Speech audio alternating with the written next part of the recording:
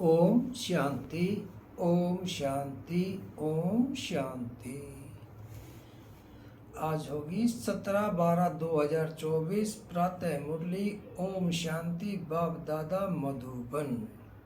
कहाँ बैठे हैं? मधुबन में बाप दादा के सम्मुख।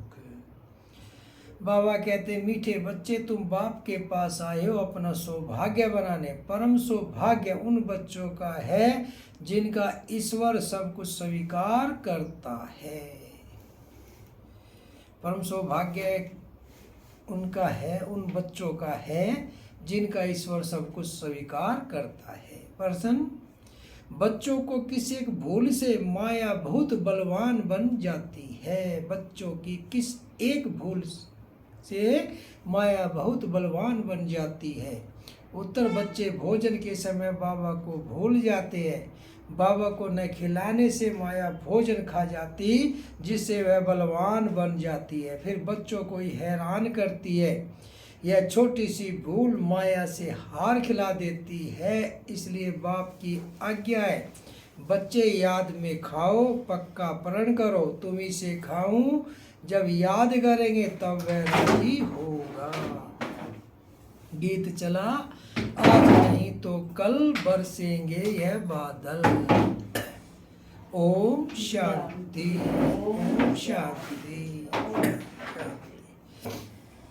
बाबा कहते, बच्चे समझते हैं कि हमारे दुर्भाग्य के दिन बदलकर अब सदा के लिए सौभाग्य के दिन आ रहे हैं। बच्चे समझते हैं कि हमारे दुर्भाग्य के दिन बदलकर अब सदा के लिए सौभाग्य के दिन आ रहे हैं। नंबर वार पुरुषार्थ अनुसार भाग्य बदलते ही रहते हैं। स्कूल में भी भाग्य बदलते रहते हैं ना, अर्थात ऊंच होते जाते हैं। तुम अच्छी रीति जानते हो, अब यह रात खत्म होने वाली है। अब भाग्य बदल रहा है, ज्ञान की वर्षा होती रहती है। सेंसिबल बच्चे समझते हैं बरोबर दुर्भाग्य से हम सौभाग्यशाली बन रहे हैं, अर्थात स्वर्ग के मालिक बन रहे हैं। नंबरवार पुरुषार्थ अनुसार हम अपना दुर्भाग्य से सौभाग्य बना रहे हैं। कैसे बना रहे हैं? नंबरवार पुरुषार्थ अनुसार। जो जितना पुरुषार्थ करेगा उतना ही वो उच्च पद पाएगा और अपना सौभाग्य बनाएगा। नंबरवार पुरुषानुसार हम अपना दुर्भाग्य से सौभाग्य बनाए। अब रात से दिन हो रहा है, यह तुम बच्चों बगैर कोई को पता नहीं है। बाबा गुप्त है तो उनकी बातें भी गुप्त है। बल मनुष्यों ने बैठ सहज राजयोग और सहज ज्ञान की बातें शास्त्रों में लिखी है। बल मनुष्यों ने बैठकर सहज राजयोग और सहज ज्ञान की बातें शास्त्रों में लिखी है, परंतु जिन्होंने लिखा वह तो मर गए। बाकी जो पढ़ते हैं वह कुछ समझ नहीं सकते हैं, क्योंकि बेसमझ है। क्यों नहीं समझ सकते? क्योंकि बेसमझ है। कितना फर्क है? तुम भी नंबरवार पुरुषार्थ अनुसार समझते हो। तुम भी नंबरवार पुरुषार्थ अनुसार समझते हो। सभी एक रस पुरुषार्थ नहीं करते। दुर्भाग्य किसको, सौभाग्य किसको कहा जाता है, यह सिर्फ तुम ब्राह्मण ही जानते हो। सौभाग्य किसको कहा जाता है और दुर्भाग्य किसको कहा जाता है, केवल तुम ब्राह्मण बच्चे ही जानते हो। और तो सभी घोर अंधियारे में है, उनको जगाना है समझाकर। सौभाग्यशाली कहा जाता है सूर्यवंशियों को। 16 कला संपूर्ण वही है। कौन है सौभाग्यशाली? जो सूर्यवंशी में वंशी है, जो सतयुग में जाएंगे। हम बाप से स्वर्ग के लिए सौभाग्य बना रहे हैं। जो बाप स्वर्ग रचने वाला है, किससे मिलेगा स्वर्ग का वर्षा? एक बाप से ही। अंग्रेजी जानने वालों को भी तुम समझा सकते हो। हम हेवनली गॉड फादर द्वारा हेवन का सौभाग्य बना रहे हैं। हेवन में है सुख, हेल में है दुख। सतयुग में है सुख, स्वर्ग में है सुख, और यहाँ पे है दुख। गोल्डन एज माना सतयुग सुख, आयरन एज माना कलयुग दुख। बिल्कुल सहज बात है। हम अभी पुरुषार्थ कर रहे हैं। अंग्रेज, क्रिश्चियन आदि बहुत आएंगे। बोलो हम अब सिर्फ एक ही हेवनली गॉड फादर को याद करते हैं, क्योंकि मौत सामने खड़ा है। केवल एक परमात्मा को याद कर, हेवनली फादर को याद करते हैं, क्योंकि मौत सामने खड़ा है। बाप कहते हैं तुम मेरे पास आना है, तुमको मेरे पास आना है। जैसे तीर्थों पर जाते हैं ना, बौद्धियों का अपना तीर्थ स्थान है, क्रिश्चियन का अपना। हर एक की रस्म रिवाज अपनी होती है। हमारी है बुद्धि योग की बात, जहाँ से पाठ बजाने आए हैं वहाँ फिर जाना है।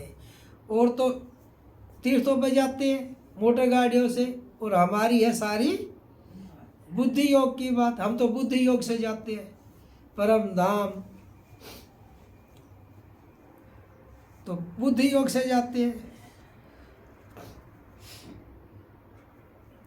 वहाँ फिर जाना। वह है हेवन स्थापन करने वाला गॉड फादर, उसने हमको बताया है।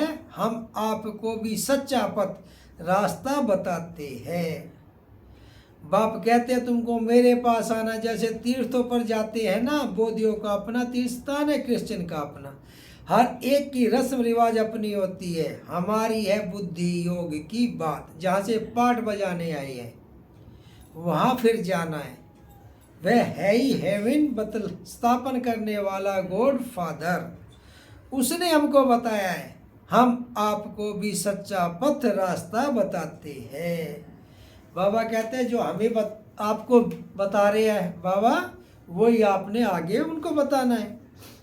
बाप गॉड फादर को याद करो तो अंतमति सुगति हो जाएगी।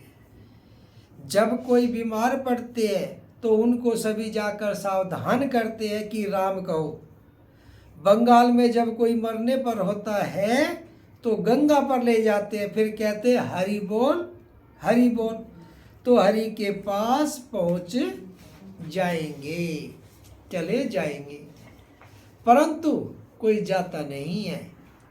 सतयुग में तो कहेंगे नहीं कि राम राम कहो या हरि बोल कहो।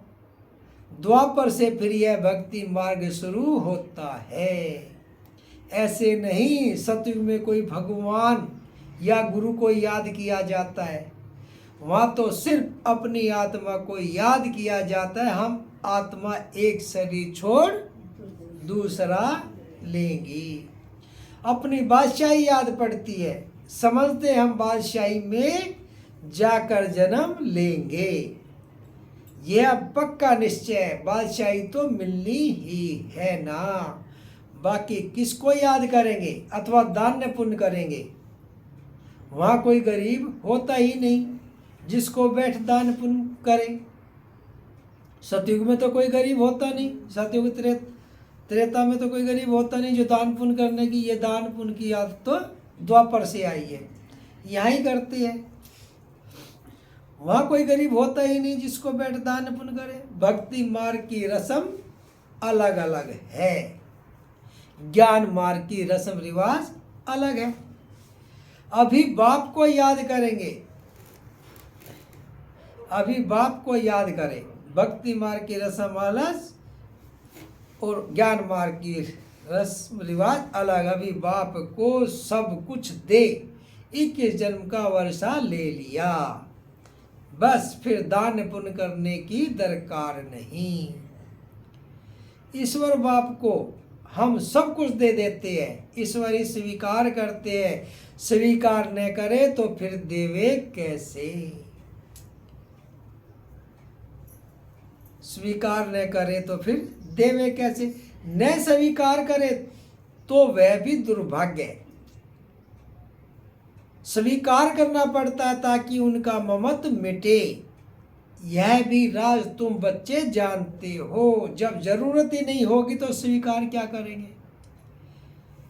जब जरूरत ही नहीं होगी तो स्वीकार क्या करेंगे? यहाँ तो कुछ इकट्ठा नहीं करना है, यहाँ से तो ममत्व मिटा देना है। क्या कहते हैं?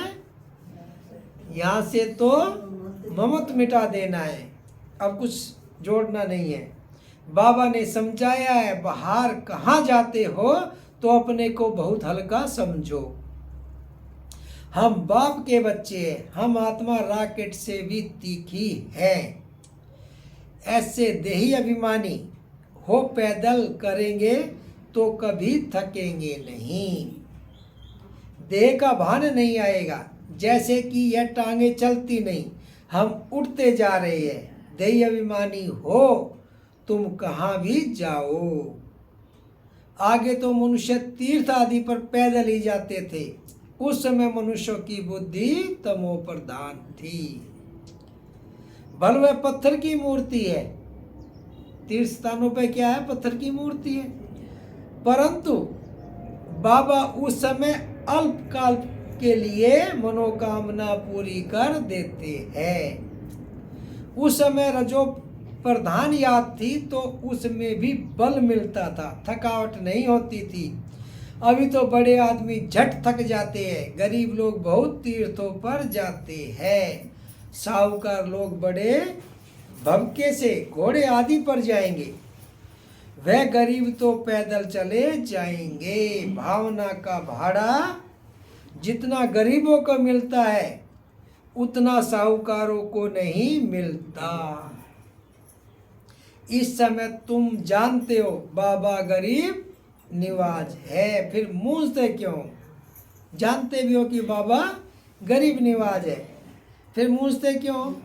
भूल क्यों जाते हो? बाबा कहते हैं तुमको कोई तकलीफ नहीं करनी है, सिर्फ एक साजन को याद करना है। क्या कहते हैं बाबा? कि सिर्फ एक साजन को याद करना है। तुम सभी सजनिया हो तो साजन को याद करना पड़े। उस साजन को भोग लगाने के बिना खाने में लज्जा नहीं आती क्या? वह साजन भी है और बाप भी है। कहते हैं मुझे तुम नहीं खिलाएंगे, तुमको तो हमें खिलाना चाहिए ना। देखो बाबा युक्तियां बतलाते हैं, तुम बाप अथवा साजन को मानते हो ना, जो खिलाता है पहले तो उसको खिलाना चाहिए। लौकिक में भी पहले अपने पिता को कहते हैं खा लो जी, फिर बच्चों को रोटी देते हैं। तो यही कह रहा है यहाँ भी कि जो भोजन खिलाता है उसको पहले खिलाना चाहिए। बाबा कहते हैं हमको भोग लगाकर हमारी याद में खाओ। क्या कहते हैं बाबा? कि योग लगा के फिर हमारी याद में खाओ, इसमें बड़ी मेहनत है। बाबा बार बार समझाते हैं, बाबा को याद जरूर करना है। बाबा खुद भी बार बार पुरुषार्थ करते रहते हैं। ब्रह्मा बाबा भी भूल जाता था, एक बार कहा भगवान आओ और खाओ और फिर भूल गया। तो वही कह रहे कि बाबा खुद भी बार बार पुरुषार्थ करते रहते हैं। तुम कुमारियों के लिए तो बहुत सहज है, तुम सीढ़ी चढ़ी नहीं हो। कन्या की तो साजन के साथ सगाई होती ही है, तो ऐसे साजन को याद कर भोजन खाना चाहिए। उनको हम याद करते हैं और वह हमारे पास आ जाते हैं। उनको हम याद करते हैं और वह हमारे पास आ जाते हैं। याद कर भोजन खाना चाहिए। याद करेंगे तो भाषण लेंगे, तो ऐसी ऐसी बातें करनी चाहिए बाबा के साथ। बाबा खाता नहीं है, बाबा तो केवल भाषण लेता है, खाते तो हम ही हैं। तुम्हारी यह प्रैक्टिस होगी रात को जागने से, अभ्यास पड़ जाएगा तो फिर दिन में भी याद रहेगी। भोजन पर भी याद करना चाहिए। साजन के साथ तुम्हारी सगाई हुई है तुम्ही से खाऊं, तुम्ही संग बैठूं, यह पक्का प्रण करना है। जब याद करेंगे तभी तो वह खाएंगे ना। जब बाबा को याद करेंगे तभी तो खाएंगे ना। उनको तो भासना ही मिलनी है, क्योंकि उनको अपना शरीर तो नहीं है। कुमारियों के लिए तो बहुत सहज है, इनको जास्ती फैसिलिटीज सहूलतें है। शिव बाबा हमारा सलोना साजन कितना मीठा है, आधा कल्प हमने आपको याद किया है। अभी आप आकर मिले हो, हम जो खाते हैं आप भी खाओ। ऐसे नहीं, एक बार याद किया बस फिर तुम खुद खाते जाओ। क्या कहते हैं बाबा कि ऐसा ना हो कि एक बार याद कर लिया बस फिर खुद खाते जाओ। उनको खिलाना भूल जाओ, उनको भूलने से उनको मिलेगा नहीं। अगर भूल जाएंगे बाबा को तो उनको थोड़ी मिलेगा। चीज़ें तो बहुत खाते हो, खिचड़ी खाएंगे, आम खाएंगे, मिठाई खाएंगे। ऐसे थोड़े ही शुरू में याद किया खल्लास, फिर और चीज़ें वह कैसे खाएंगे। साजन नहीं खाएंगे तो माया बीच में खा जाएगी। क्या बाबा कहते हैं कि परम पिता परमात्मा को नहीं खिलाएंगे तो बीच में माया खा जाएगी, उनको खाने नहीं देगी। हम देखते हैं माया खा जाती है तो वह बलवान बन जाती है और तुमको हराती रहती है। बाबा युक्तियाँ सब बतलाते हैं। बाबा को याद करो तो बाप अथवा साजन बहुत राजी होगा। कहते हो बाबा तुम ही से बैठूं, तुम ही से खाऊं। क्या कहते हो बाबा तुम ही से बैठूं, तुम ही से खाऊं, तुम ही संग रहूं। हम आपको याद कर खाते हैं, ज्ञान से जानते आप तो भासना ही लेंगे। हम उनको खिलाते हैं परंतु वैसे तो पता है हमें, केवल वे खाते नहीं, वे तो केवल भासना लेते हैं। यह तो लोन का शरीर है, याद करने से वह आते हैं। सारा मदार तुम्हारी याद पर है, इसको योग कहा जाता है। सारा मदार तुम्हारी याद पर है, इसको योग कहा जाता है। योग में मेहनत है। किस में मेहनत है? ज्ञान में मेहनत नहीं है, योग में मेहनत है। सन्यासी उदासी ऐसे कभी नहीं कहेंगे। तुमको अगर पुरुषार्थ करना है तो बाबा की श्रीमत को नोट करो। तुमको पुरुषार्थ करना है तो बाबा की श्रीमत को नोट करो, पूरा पुरुषार्थ करो। बाबा अपना अनुभव बतलाते हैं, कहते हैं जैसे कर्म मैं करता हूँ तुम भी करो, वही कर्म मैं तुमको सिखलाता हूँ। बाबा को तो कर्म नहीं करना है, सतयुग में कर्म कूटते नहीं। बाबा बहुत सहज बातें बताते हैं। तुम ही से बैठूं, तुम ही से सुनूं, तुम ही से खाऊं, यह तुम्हारा ही गायन है। साजन के रूप में व बाप के रूप में याद करो। गाया हुआ है ना, विचार सागर मंथन कर ज्ञान की पॉइंट्स निकालते हैं। इस प्रैक्टिस से विक्रम भी विनाश होंगे, तंदुरुस्त भी बनेंगे। जो पुरुषार्थ करेंगे उनको फायदा होगा, जो नहीं करेंगे उनको नुकसान होगा। यहाँ भी जो स्कूल में पढ़ेगा वही अगली क्लास में जाएगा, नहीं तो उसी में रह जाएगा। तो वही कह रहे, जो पुरुषार्थ करेगा उनको फायदा होगा, जो नहीं करेगा उसको नुकसान होगा। सारी दुनिया तो स्वर्ग का मालिक नहीं बनती है, यह भी हिसाब किताब है। बाबा बहुत अच्छी रीति समझाते हैं। गीत तो सुना, बरोब हम यात्रा पर जा रहे हैं। कौन सा गीत था? आज नहीं तो कल बिखरेंगे ये बादल। यात्रा पर भोजन आदि तो खाना ही पड़ता है। सजनी साजन के साथ, बच्चा बाप के साथ खाएंगे। यहाँ भी ऐसे है, तुम्हारी साजन के साथ जितनी लगन होगी उतना खुशी का पारा चढ़ेगा। निश्चय बुद्धि विजयंती होते जाएंगे। योग माना दौड़ी, यह बुद्धि योग की दौड़ी है। कोई भाग के नहीं जाना है, केवल बुद्धि से जाना है। यह बुद्धि योग की दौड़ी है। हम स्टूडेंट हैं, टीचर हमको दौड़ना सिखलाते हैं। बाप कहते ऐसे नहीं समझो कि दिन में सिर्फ कर्म ही करना है। कछुए मिसल कर्म कर फिर याद में बैठ जाओ। कछुए मिसल कर्म कर फिर याद में बैठ जाओ। कछुआ चलता है तभी वो पैर निकालता है, नहीं तो शांत अंदर सकोड़ के बैठ जाता है। तो वही कह रहे कि कर्म करते हुए फिर याद में बैठ जाओ। भरमरी सारा दिन भू भू करती है, फिर कोई उड़ जाते कोई मर जाते। वह तो एक दृष्टांत है। यहाँ तुम भू भू कर आप समान बनाते हो। उसमें कोई का तो बहुत लव रहता है, कोई सड़ जाते हैं, कोई अधूरे रह जाते हैं, भागंती हो जाते हैं, फिर जाकर कीड़ा बनते हैं। तो यह भू भू करना बहुत सहज है।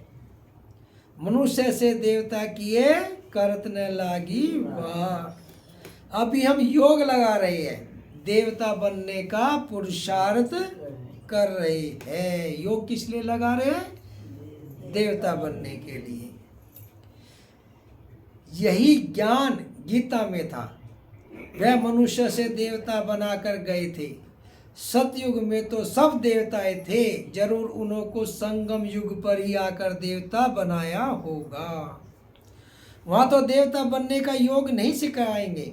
तो वहाँ पे कहाँ पे? सतयुग में। सतयुग त्रेता में देवता बनने का योग नहीं सिखाते।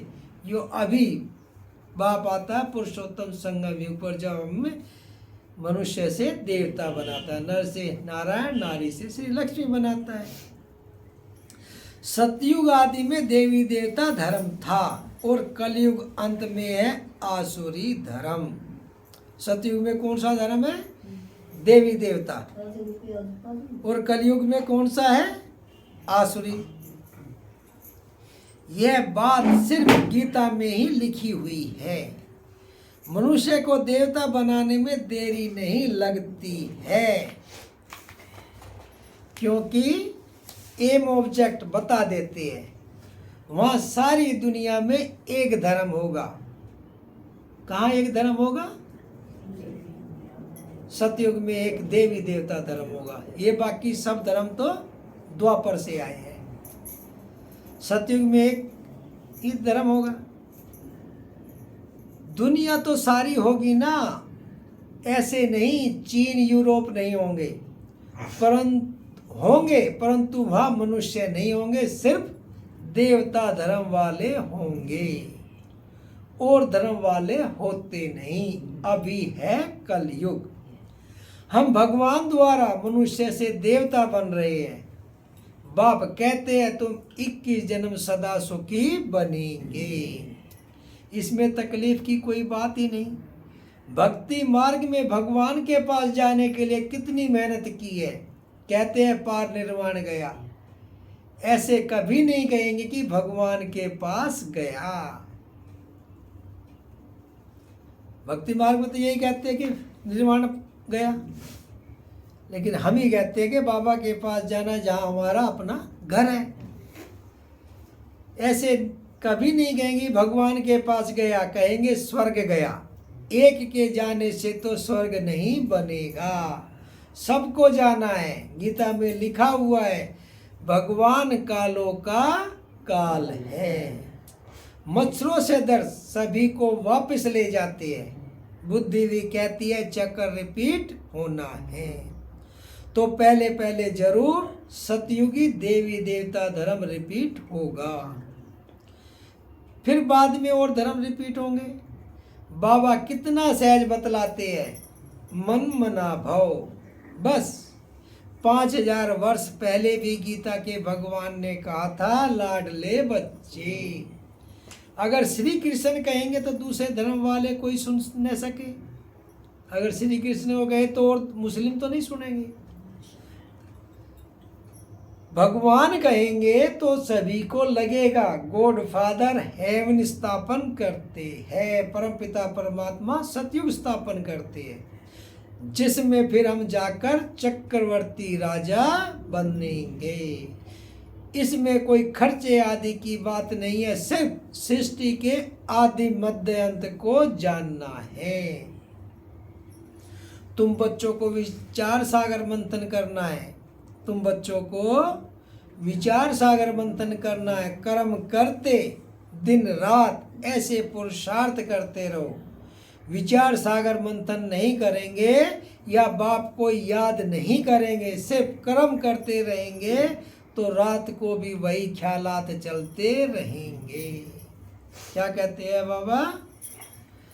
तुम बच्चों को विचार सागर मंथन करना, कर्म करते दिन रात ऐसे पुरुषार्थ करते रहो। विचार सागर मंथन नहीं करेंगे या बाप को याद नहीं करेंगे, सिर्फ कर्म करते रहेंगे तो रात को भी वही ख्यालात चलते रहेंगे। जिसके बारे में सारे दिन सोचते हैं, कोई काम रहेगा तो रात को भी वही रहेगा कि उठ के पहले इसको करो। तो यही कह रहे कि बाबा को याद करोगे तो बाबा याद आएगा, कर्म करते बाबा को बोलोगे तो फिर कर्म याद आएगा। तो यही बाबा कह रहे। मकान बनाने वाले को मकान का ही ख्याल चलेगा, बल विचार सागर मंथन करने की रेस्पॉन्सिबिलिटी इन पर है। परंतु कहते हैं कलश लक्ष्मी को दिया तो तुम लक्ष्मी बनती हो ना। अच्छा, मीठे मीठे सिखल दे बच्चों प्रति माता पिता बाप दादा का याद प्यार और गुड मॉर्निंग। रूहानी बाप की रूहानी बच्चों को नमस्ते।